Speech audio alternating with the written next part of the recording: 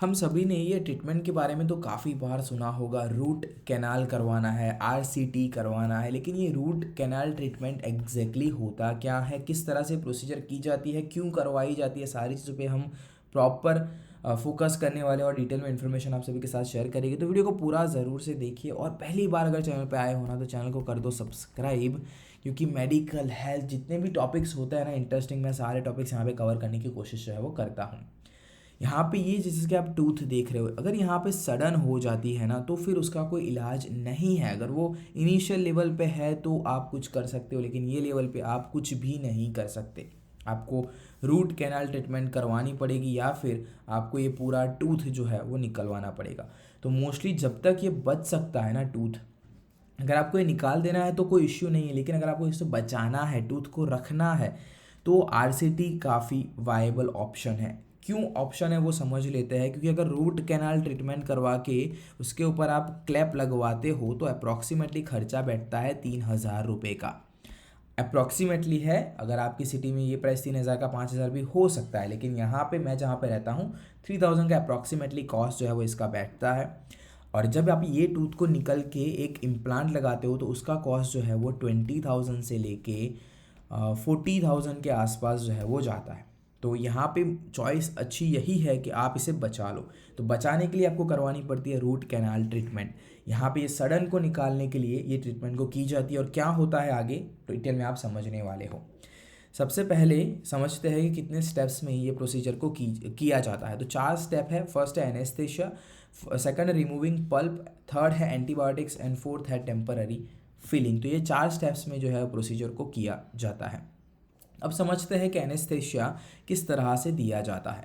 अब यहाँ पे जैसे कि आप देख सकते हो, यह सेट ऑफ 32 दांतों का सेट होता है पूरा। अगर मान लीजिए दिक्कत जो है वो ये वाले टीथ में है तो यहाँ पे पूरा पूरा एनेस्थेशिया नहीं दिया जाता है कि आपको कुछ भी यहाँ पे फील नहीं होगा। ऐसा एनेस्थेशिया दिया जाता है कि आपको ये रीजन है ना उसमें आपको कुछ भी फील नहीं होगा।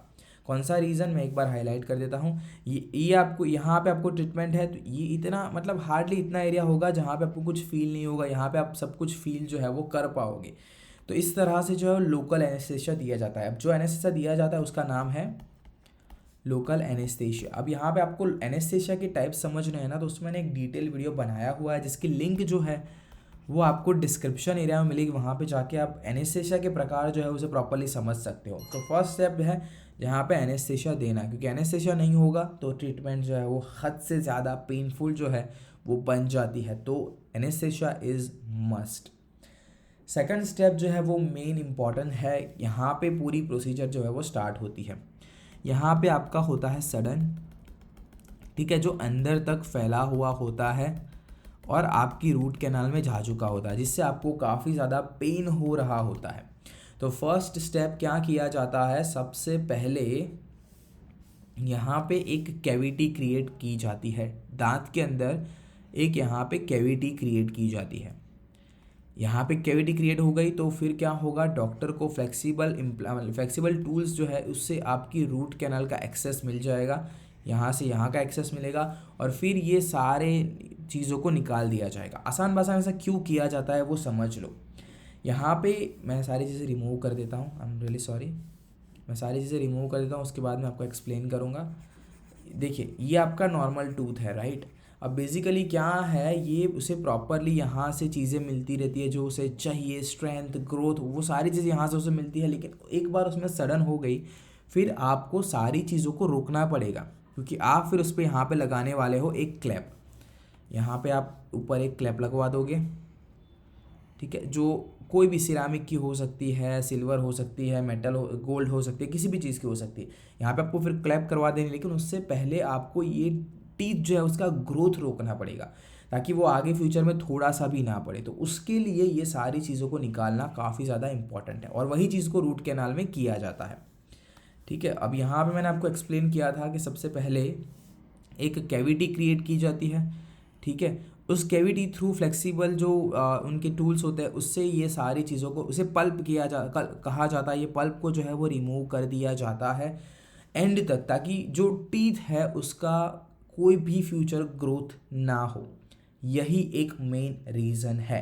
और फिर यहाँ पे कर दी जाती है क्लैप। तो ये टीथ आपका सिक्योर हो जाता है 3000 to 4000 के एक्सपेंस में, वरना अगर आप इसे निकाल देते हो तो आपका जो टोटल कॉस्ट हो जाएगा वो हो जाएगा अप्रॉक्सीमेटली 20,000 एक इम्प्लांट का। उससे कम भी हो सकता है, ज़्यादा भी हो सकता है, डिपेंड आप किस तरह का इम्प्लांट जो है वो फिर ले रहे हो। अगर इम्प्लांट कैसे लगता है वो आपको जानना है ना, तो मुझे कमेंट सेक्शन में ज़रूर से बताओ, और इस वीडियो को जो है वो एटलीस्ट आप 100 लाइक्स तक पहुंचा दो, तो वो वीडियो मैं बहुत ही जल्दी आप सभी के लिए रिलीज़ जो है वो कर दूंगा।